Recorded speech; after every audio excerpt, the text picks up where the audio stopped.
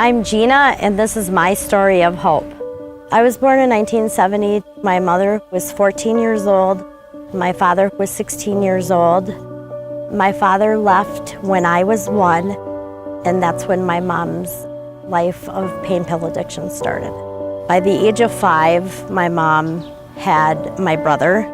My brother was all that mattered to me, and all I cared about was sheltering him from seeing things and protecting him and making sure he was fed and making sure that his diapers were changed. And when he was taken away from me, it was the most devastating loss because my little brother was all I had. All I know is that I didn't want to be where I was at. I didn't want to live with my mom. I didn't want to be around my mom. Didn't understand why my dad didn't want me. That's what I used to think as a little kid. My dad didn't want me. And I didn't understand why my brother got to get out of there, but I didn't. At the age of 9, my mom, she left me home with a man to babysit me while she went out one night, and he sexually abused me. And he told me if I ever told anybody or told my mom that he would kill us both. Her addiction taught me how to be a good liar, how to do whatever it takes to get what you want, even if it hurts people. I just feel like I learned a lot of behaviors that came out in me later in life. She contracted HIV. The HIV-related illness took her life at the age of 38. When she died, there's a big piece of me that died, and that's when all of my addictive learned behaviors came out. My addiction started with the gambling, and then meth got in there. I didn't even know who I was. I started committing criminal acts to support my habits. I lost my children. Never been in trouble with the law in my life, and I started going to jail, in and out of jail.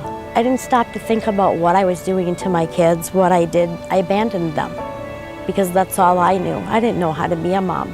My entire life leading up until the age of 42, I didn't know how to love anyone. The bottom for me was the last prison sentence, and then coming out to having nobody and being homeless and pregnant with Camden. At that point, whatever was inside of me said, this is your chance to break the cycle.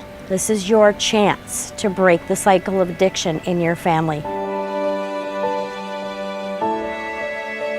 I was so scared because I didn't know where I was gonna go with my baby. I couldn't live out of my car with my baby. I didn't want to bring him to a shelter.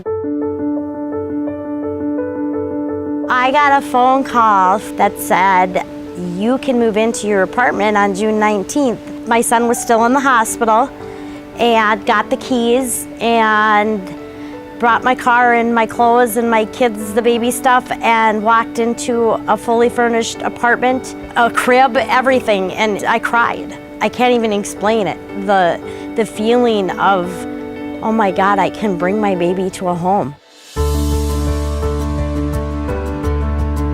Because I utilized all of their services and still do, at Perspectives, I have broken the cycle of addiction.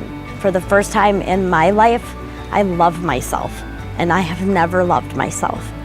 And a big part of that is because of Perspectives working with me and helping me to get on my feet. I now have an identity as a mother. My mental health is under control. I am healing. I own my story. I'm accountable for my actions from the past. I love my life, and I am blessed because Perspectives helped me get here. I did the work, but they gave me the tools.